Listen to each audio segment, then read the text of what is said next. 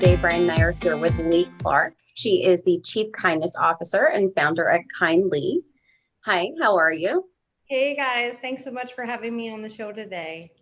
Thanks for joining us. So, tell us a little bit about yourself and your journey to Kindleigh.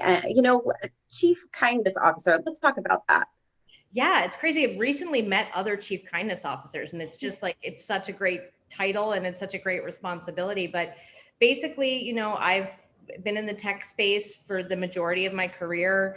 I've always been a hustler at work, and there was a point in my life where I realized that beyond my professional drive, I really didn't know what else I stood for, what else my purpose was, and I think I don't know if a lot of people go through this, but I always felt like giving back was a little bit like beyond my scope. Either I didn't feel like I had the zeros and the commas to write the checks or the time to volunteer. So I was nice, like I'm nice to people, but I didn't really ever do anything like, volunteering or, going to galas or anything like that.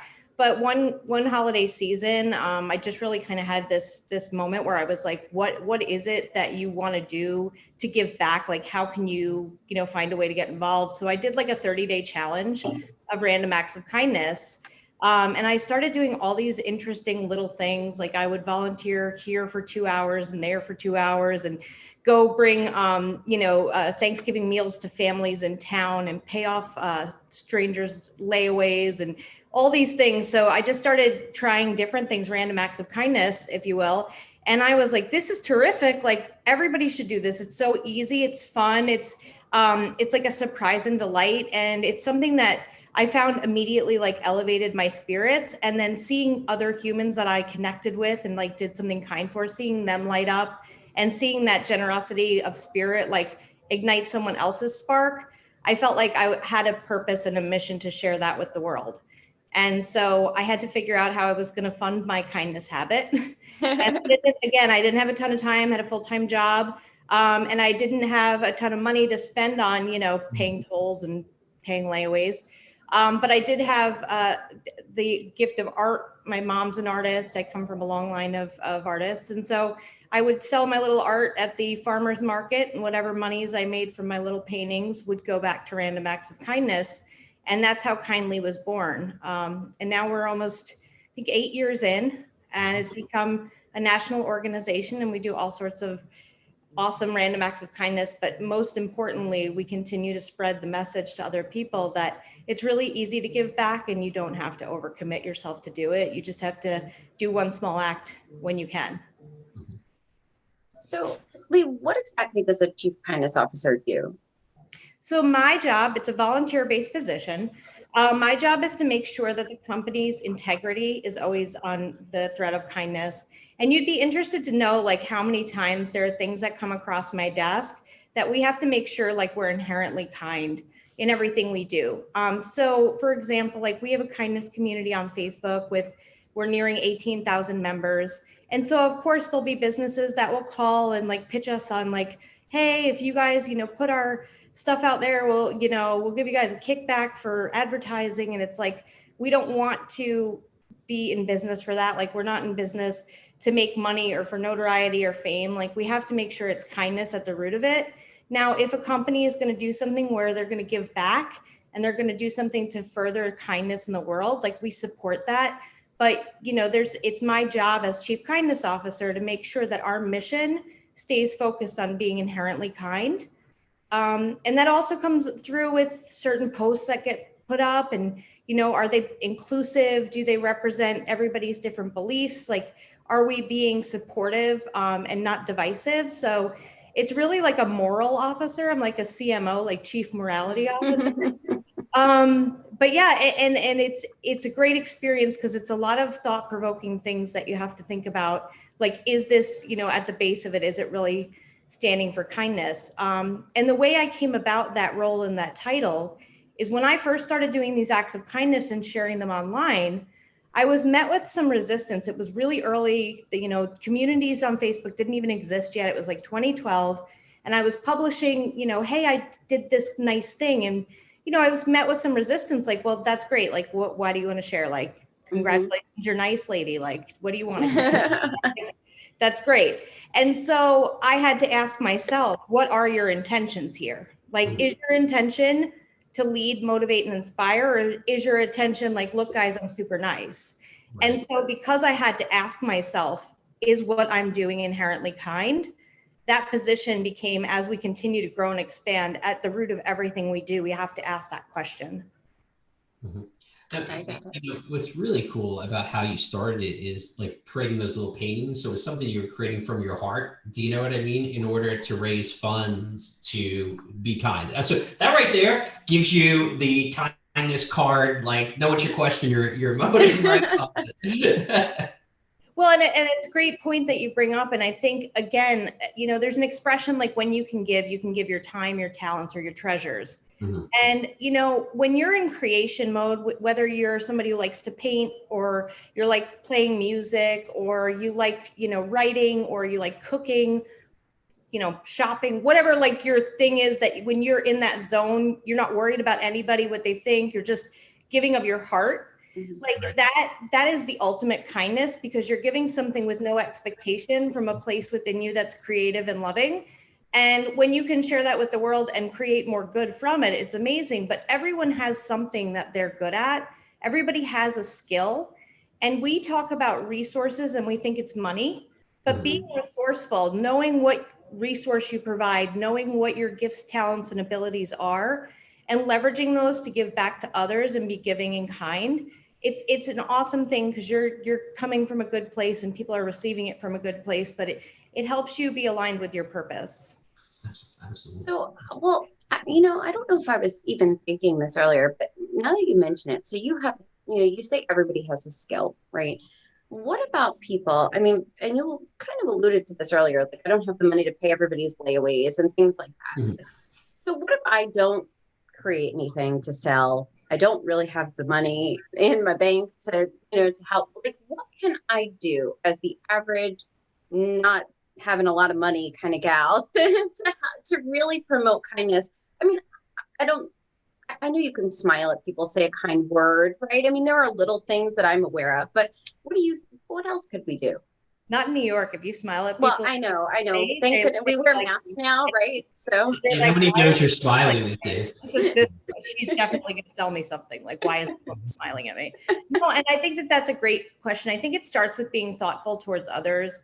For doing this for years and years, and all the various acts of kindness that myself and the team have been able to participate in, there's one fundamental thing at the heart of everything, which is seeing another human and making contact with them and showing them they matter. So if you don't have a lot of time or money or, resources, or even if you have a great skill or hobby, but you just don't have the time to do that, writing a nice review for a business that did something great for you, complimenting a stranger in a genuine way without feeling like you're going to be odd or off-putting. Without sounding like a creep. Yeah, like I've done that. Like, I went into the gas station, 7-Eleven gas station, and I was like, all right, this is stone cold weirdo right now, but whoever did the display case of like the chicken wings, I've never seen a nice display case in my life. I feel like you're a really good hostess at home. And she was like, oh my God, I can't believe you noticed. Like, I do care. And I'm like, no, I totally noticed.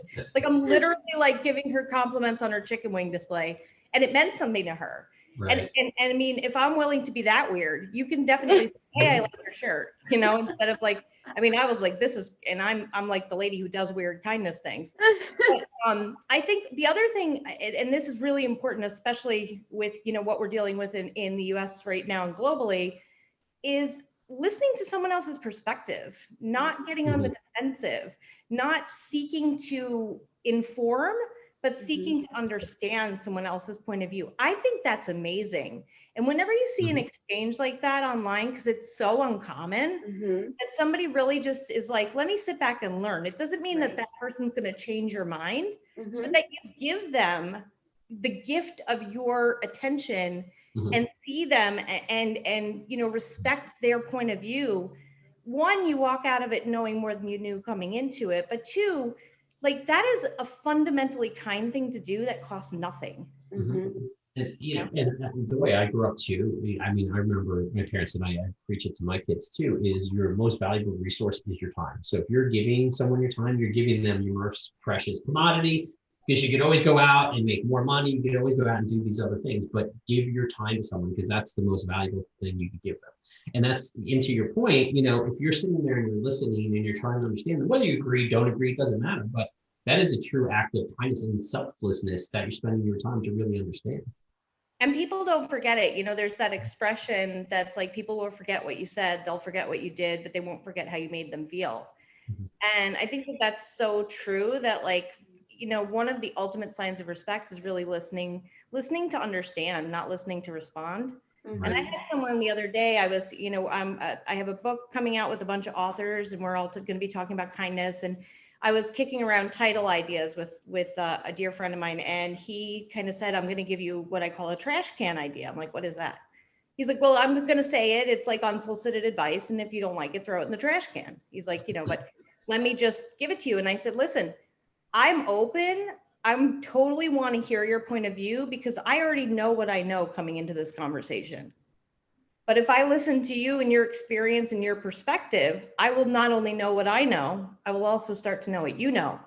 And he had great feedback. And I ended up changing the title and a little bit of the direction of this, multi-author book we're working on. And it's moments like that. It's like, just realizing instead of like, I want to be right, I want to be perfect, I want to be seen, I want to be heard, being like, I want to expand my mind. I want to learn something. I want to see something from someone else's perspective.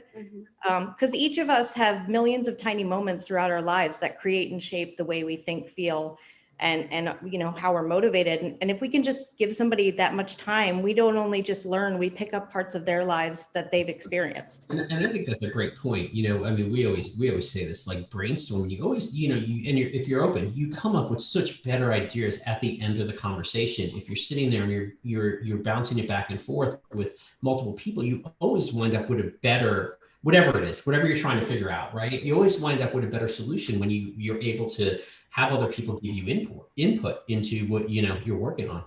Yeah, it's great. Yeah. And I'll be honest, it's not my natural inclination. It really isn't. Like initially I'm like, oh, but this title's great. Like what's wrong with it? Like it's awesome, but I can catch myself. And I think that's the other thing is self-awareness, really just being self-aware and being like, okay, like listen, don't listen to respond, listen to understand, but it's not like it comes naturally. And I was on a call earlier and they were talking about kindness being like a muscle and a reflex that you have to work at over time. It doesn't always come naturally. Like sometimes somebody's going to post something on the internet and you're going to want to say something crappy. Like you're going to want to respond, but to stop yourself, not only is it kind to the other person, but it's like personal growth. You're proud of yourself afterwards. You're like, hey, and because I was open to this feedback, we came up with a much better title and but I don't want to put it out there like it's my natural inclination. Like I'm always so nice all the time. Now that I have a title like Chief Kindness Officer, I cannot flip people off in traffic. Like it's not on brand. But I think it's being patient with ourselves and being like, hey, where can I be a little kinder in this moment? I think that's important. Can I ask you a question? I'm going to get deep for a second. I was thinking about something. Sometimes, maybe I'm crazy, maybe it's just me, but sometimes when I do kind things, things that make me feel good, they make me feel sad. So let me give you so you talk about paying for someone's layaway, or, one of the things a good friend of mine used to do is give out blankets to the homeless on Thanksgiving. I think it was Thanksgiving. And I just like, it's such a kind thing, but how do you deal with that? Like that sad feeling you get in your belly. Do you get that? Yeah, no. And I think I don't think anybody's ever brought that up in that way. And I think it's so good to address that because I think that's a lot of the reason people don't get involved and don't give back. Yes. Because their sensitive hearts can't almost like, if you get to the point where you see somebody's situation, you really see it. Like an example was I was in New York City. I was like there for the Today Show, which was like a mind-blowing experience in itself. And I went and got this like cute hat on the street and like pearls, like, so fancy. And I see this woman and she literally like has a sheet wrapped around her and she's freezing, and I got down on the ground with her. And I don't usually do that. Like I usually will hand off a lunch or do something. Well, I literally got on the ground with this woman and it was hard. I mean, it was hard to face someone who is that in such a bad place in their life and so down and hurt, but then seeing the way that she received somebody looking at her and really seeing her and not feeling like bad for her, but just wanting to make her moment just like the littlest bit better. Sometimes it is hard to look at. And like, sometimes I think people want to look away because once you're aware of it, then you feel like you have a responsibility to solve it. And you can't always solve it. And some things are unsolvable. And, you know, I mean, I get reached out to all the time. And this is one of the reasons I'm grateful that I do random acts of kindness, because I don't take requests, because I can't solve everybody's problems. I can't fix everything. I can't, you know, mend broken families. I can't necessarily put a roof over somebody's head because they're in a bad place. And now that they know that I am somebody who wants to help, I get a lot more of the, you know, visibility on how people suffer. Mhm. But for me, it's like, I don't necessarily need to fix it, but I need to just show them that I value them enough to acknowledge what they're going through, and that like it should be a safe place to like be who you are. But yeah, I do think there's two kinds of ways of feeling bad about giving. One is the one you're talking about, which is like a sympathetic heart and empathetic heart, and like somebody who really you're feeling someone else's pain. Yeah. Other part is guilt and shame about, I don't have enough to give. I can't write this check. I'm embarrassed. Fundraising is terribly hard. Like I literally loathe fundraising, and it's like the most important thing at a nonprofit is like raise money, because I only want people to give when they feel good about it. And I don't want people to give because they feel guilty. So I really don't like push people. Like, yes, I support the mission if it means something to you. But I think we need to find a way to change that feeling we have about giving back, that just a little bit we can do is enough. It's more than enough. And anything more than nothing is enough. Right. Yeah, and I think that's a great point, because you know I sort of look at it the same way. There's only certain things you can do. Like for me, like I love dogs. You know, it's just one of my things, right? And every time I see like an ASPCA commercial, you know, I'm like, oh my god, you know, I want to run to like, you know, the local, you know, pound and like adopt every dog that's in there. You know, but I can't. But you know, I have one that's a rescue. You know what I mean? And that's what I can do. And I think people need to, you know, it's what you can do. I think that's really important in there, like what you can do with what you have for your resources. Yeah, but you made a really good point there, about why people don't give, and I think I'm guilty of that, because my, you know, from a very young age, my heart hurt so much when I learned, you know, these things, you know, and I felt like, oh my goodness, it's easier to ignore it exist than to feel all of that. You know, there are some people who just feel so deeply. So it's like, but you know, to your point, if you do one thing, it's one thing more than maybe that person had before, or some, you know, something. 100%. Even sometimes, you know, and like, this is probably a terrible example, but you ever go to the mall and the perfume people, like, I feel bad. I always feel bad because like, they're like, can I ask you a question? I'm like, technically yes, but I know that it's going to start with like, try this lotion. But it's just saying like, no, thanks, I'm not interested, but I really appreciate it. Hope you have a great day. Like, and you guys are both in New York, so you know that that's like an odd response. Usually you're like, I didn't see them, like, just keep walking quickly. And I think the more comfortable we become with that little bit of some kind of giving back, like to your point, Brian, about the animals, and like the Sarah McLachlan Arms of the Angel gets me every time. I'm like, change the channel, change it, change Yes, it, yes. channel. But like I see people now who will share like lost dog alerts on their newsfeed and use their audience and their reach to maybe help that dog find a home.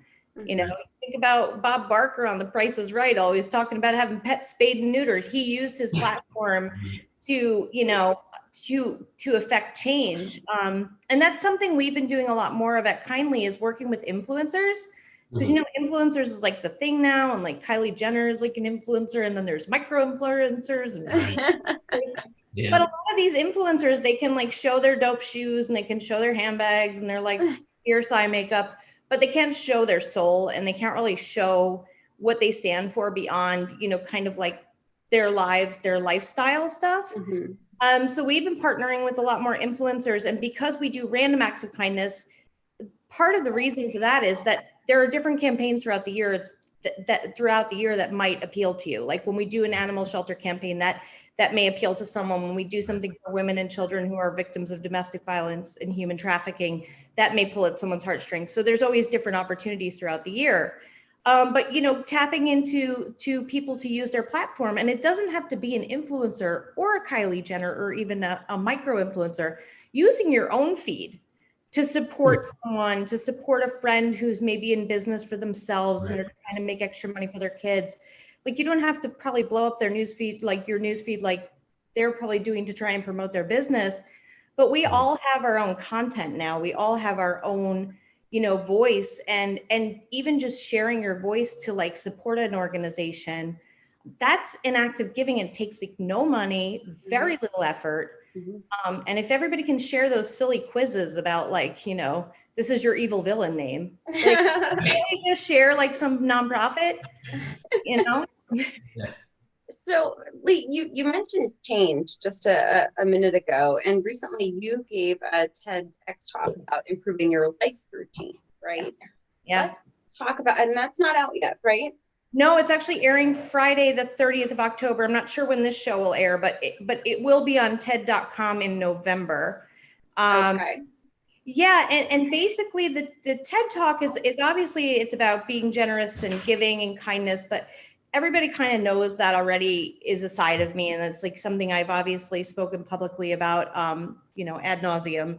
But I realized something a long time ago, that there's a direct connection between the way that we're wired as human creatures, as people, and the like peak human experience and what motivates us as humans. There's something called Maslow's hierarchy of needs. It's been referenced in a lot of TED Talks, and it talks about like what we need as humans to really live our peak life. And not ironically, the top of that peak, the best human experience is called transcendence, which is also generosity of spirit. So it talks about kind of like being where you're at in your life. Sometimes we're in a mode where we're just trying to find friends. Sometimes we're in a mode where we just need a job or a roof over our heads. And we don't necessarily feel like we have that to give. But knowing that peak human experience is being generous and kind. And when you are giving from a good place, not a place of guilt or shame or anything like that, but giving of like a really good intention, that is the type of human experience that is like, will make you feel so elated. So the talk is a lot about that. It's identifying a little bit more like why we're wired to really give, and how often we get stuck somewhere in the middle between our social needs and our ego needs. Like we get stuck with like wanting to impress or have this job or have that house or have these followers or have these likes. And we're kind of missing the point. Like that's all fine and well, but like really figuring out what your gift is and how you can share that with the world in a generous way is the easiest path to like living a blissful life. Does it make you want to be nice? It does. Actually, I was just thinking, Brian, about what we should do at the end of the year. I don't know if you've had these thoughts while we were talking to Leigh, but I was thinking about, maybe making a donation at the end of the year, right? As taking away some layaway. I don't know. That was such a cool idea. Layaway is coming up. Yeah, that's another thing. I mean, I think it's awesome that like Tyler Perry goes and pays off Walmart bills. And again, it's like, I can't pay that off. And my first year I went to Walmart and I was like, I have $40. Like, and that's like, for some people, that's a lot of money. I mean, even for me, that was like, that was significant.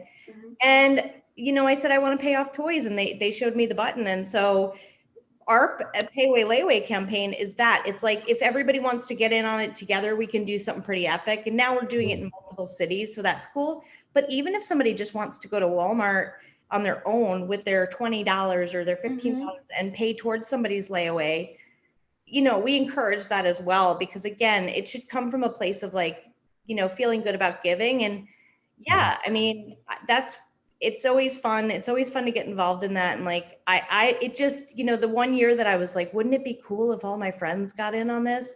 And now seeing how like one person with one thought with $40 one year who used her platform, despite what people said about it, to motivate, and like people think that you can't change the world.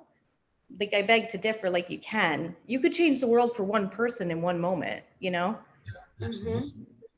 Absolutely. So On to some maybe I would like to wrap with some thoughts on business. Maybe not as kind, but so how can businesses be kind? Business, you have to make money, right? And sometimes that can be a very unkind thing. But how do you promote kindness in a business where you are trying to make money? How do you balance that? Yeah, no, and that's a great question. And I think, there's been a shift and we've seen it like as companies like, the Bomba Socks or Warby Parker or Tom's or, all these businesses that are Mhm. coming out that have a corporate soul behind their mission, their purchases with purpose. Mm-hmm. Like, yes, we all need to go out and make money. I mean, I still have a day job. I still make money. I'm still in technology, and right now I'm working with nonprofits and helping them use technology to reach their supporters.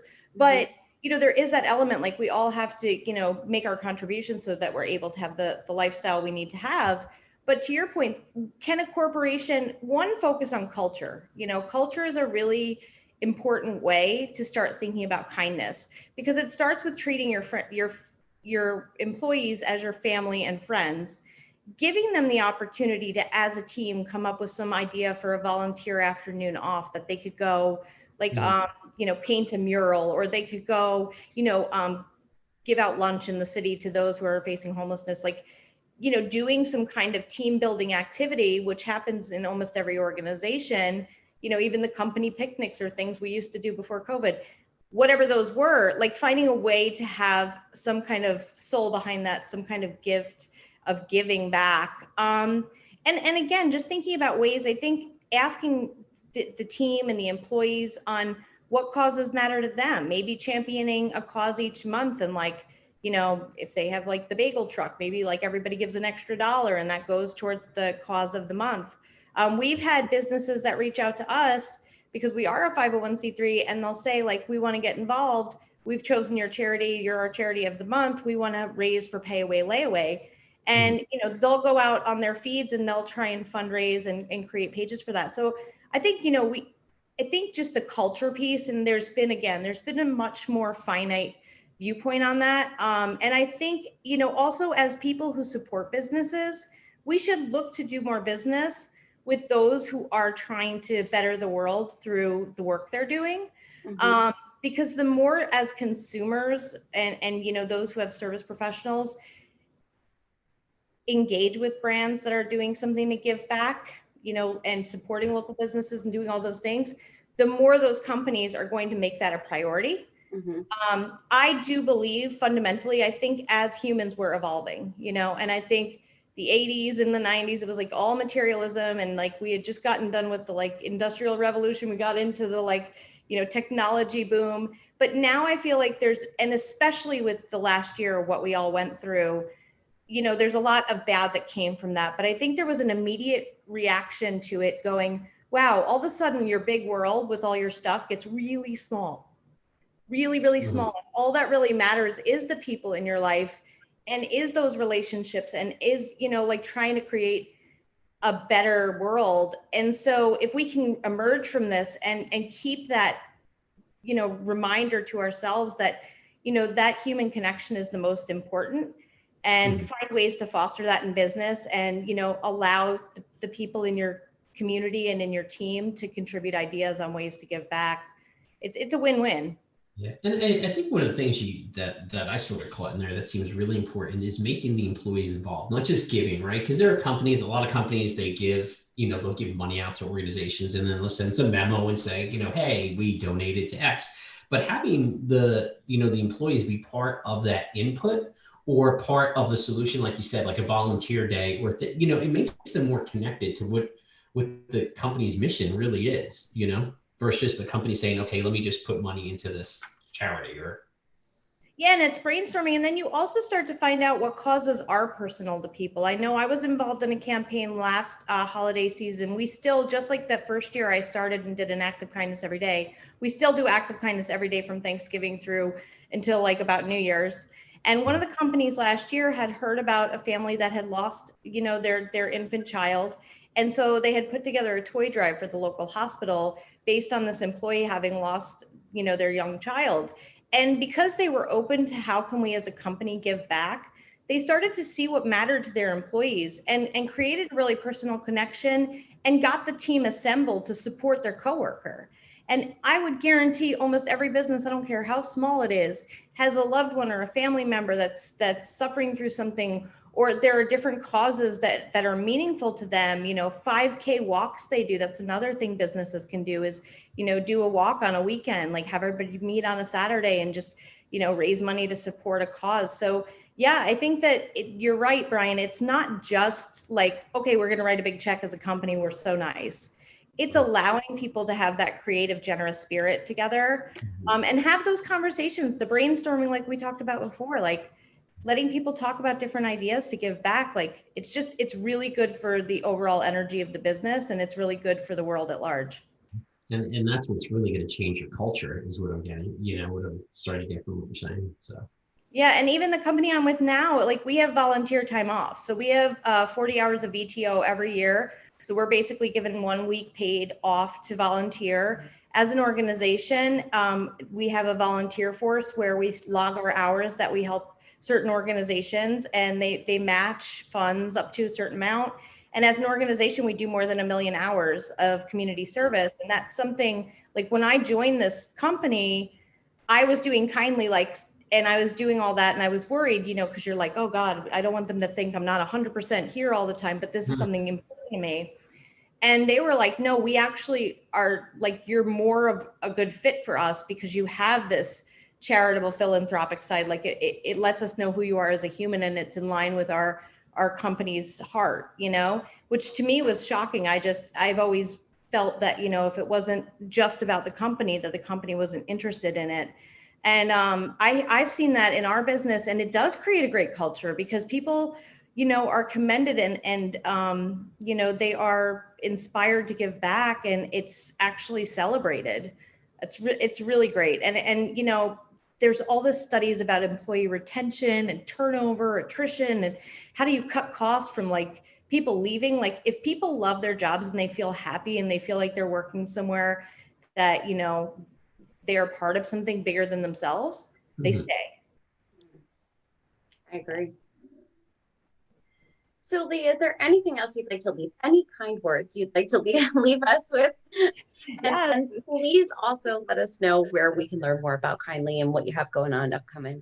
Yeah, for sure. Yeah, check us out at kindleigh.org. It's kindleigh.org.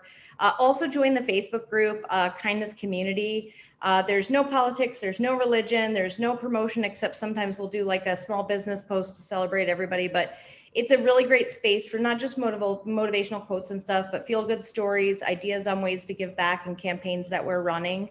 And I would just encourage everyone to just, in each day, find some opportunity to do something nice for someone. It doesn't have to be elaborate. It doesn't have to be overwhelming. Gosh, if you go and get a big bouquet of flowers to take home to your husband or your wife, take an extra flower, put it on somebody's windshield.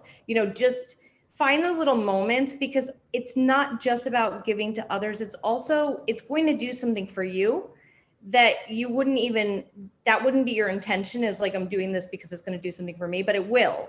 Like, it's going to make you feel like you had a better day on account of it. And in parting, I'll say, we all have bad days. I still have tough days. Like, everybody's got, stress and things. But sometimes now, like, I'll look to do acts of kindness as a response to stress, because I'm like, to your point earlier, it gives you perspective on what other people go through. And it kind of puts your problems in like, some kind of perspective, in terms of like, if you do something nice for someone else, even if you're having a rough day, your day is just that much better, because you're like, you know what, in spite of the day I had, I still tried to lift someone else up. So that's my encouragement. And yeah, there's things coming out where, like I said, we're working with some authors to put together a book on kindness. We're going to continue to run campaigns through the end of the year, payway, layaway, all the things. But yeah, just give from your heart, give when you feel good. And if you want to support us, awesome. If not, find a cause that means something to you, for sure. Thank you so much for joining us. Yes. Thanks, guys.